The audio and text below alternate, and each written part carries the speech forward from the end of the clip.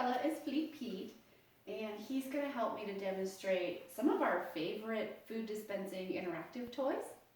This is just your traditional Kong. These things have been around for forever. There you go, buddy.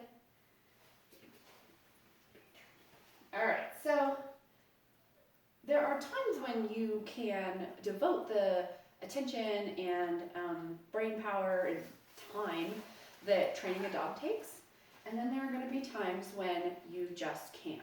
Like you are doing your taxes or composing an important email, or maybe cooking a really important dinner, or there are times when you just can't. Especially if you have a young dog, if you leave them to their own devices, they will often get into mischief. And dogs are smart enough. We know they do what works, and they are absolutely smart enough to figure out just through trial and error that chasing the cat works if you're on your phone, but it doesn't work if you're not. Or when you turn your back in the kitchen, they can steal things off the counter, but if you're facing the kitchen, they can't. They just learn it through trial and error. So the way that you keep them from coming up with all sorts of shenanigans and mischief is, if you don't have the time or wherewithal to supervise, you want to make sure that they are gainfully employed doing something that they like. So there are lots of different interactive toys out there.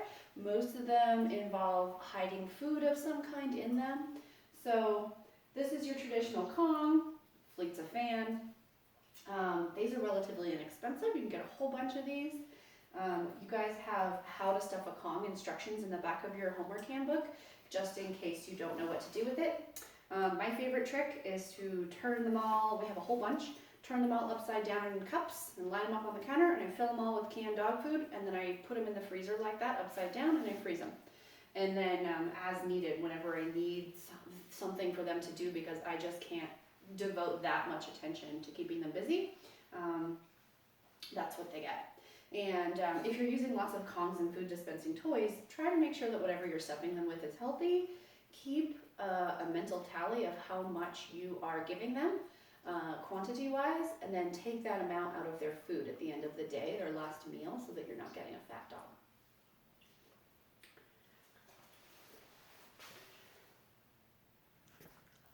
This is a pickle pocket. This is another favorite in our house.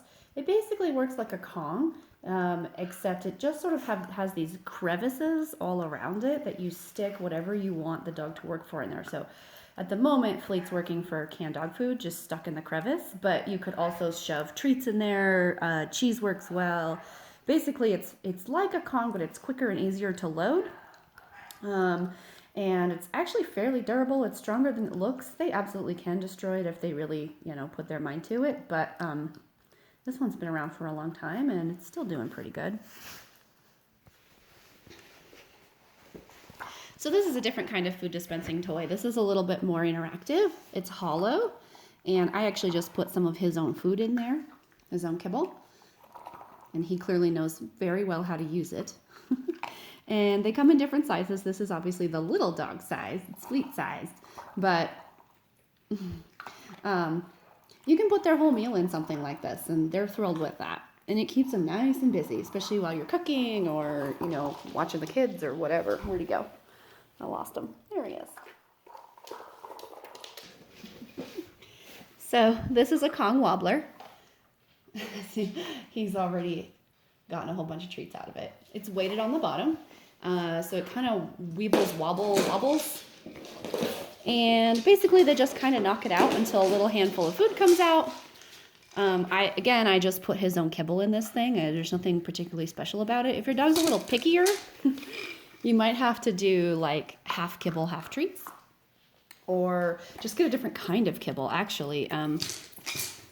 A lot of like Amazon or Chewy, or if you're willing to brave a pet store, they'll have small tiny bags of different brand of your dog's kibble, and that often will make it exciting enough, just because it's new, that they want to work for it, if you have a dog who doesn't find their own kibble particularly exciting.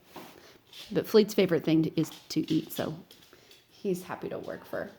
Uh-oh, did you lose it? Yeah. This is called a Bobble-Lot, this toy. This is another one of our favorites. It works really similarly to the Kong wobbler. It's also weighted on the bottom. It also kind of wobbles. And as you can see, Fleet gets very, very excited about using it. Same thing, it kind of wobbles around and a few kibbles fall out. Super fun if you're a dog. We like this one because not only is it pretty durable, it also is adjustable. So if your dog's finding it too easy, you can make it harder. The difficulty level is adjustable. So right now Fleet has it set on like kind of medium difficulty, but if your dog's really good at it, you can make it harder. It takes it longer to eat. So again, a good way to feed your dog, why give them a food bowl when you can make them work a puzzle? And that buys you a little bit of dog-free time too. This is a Snuffle Mat. There's nothing in it yet. Give me that, you. All right, so basically it's just this like fibrous fleece mat. You can buy these, or if you Google it, you can find instructions to make them. And what you do is you use your dog's food, you sprinkle it on top, and you kind of work it in a little bit, like kind of like you're washing your hair, working in shampoo. And then to eat their dinner, your dog has to snuffle for it, which is why it's called a Snuffle Mat. So this is also another one of our favorites. You want to use a little bit of caution with these if you have a dog who is likely to eat the fleece fibers because they smell like food. This isn't the right toy for your dog. But if you have a dog who's pretty discerning and they don't tend to swallow things that aren't food, this is a great toy. We like this. This is a quieter occupational toy than like the Kong Wobbler or the Bobble-Op, which make a little bit of noise as they roll around.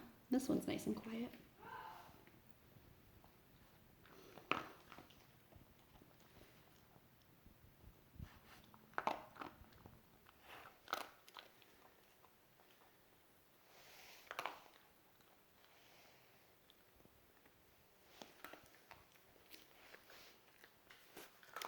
This is a Nina Audison puzzle toy.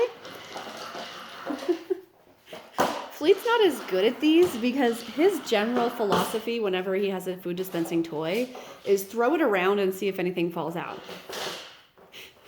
But the idea is, which actually, I mean, that's a good strategy. It's worked for him well in the past. Come here, buddy.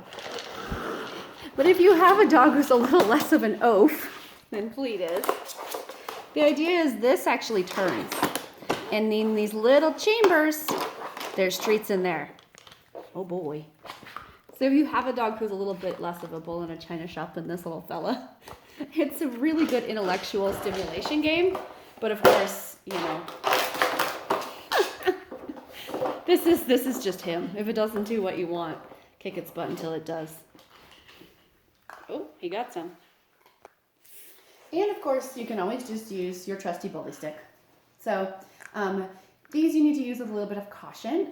If you have a dog who's likely to swallow the entire thing, whoop, there it goes,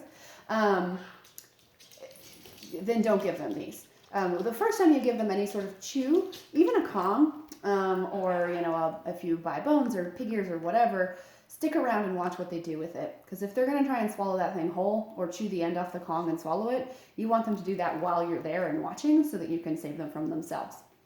But once you know your dog and their chew style, I mean, these are pretty safe to leave with them when you leave the house, as long as you know they're not the type to like try and swallow it whole. Fleet's not. As you can see, he actually doesn't even want it right now. But these work great if your dog likes them. Come here, dude, do you want this?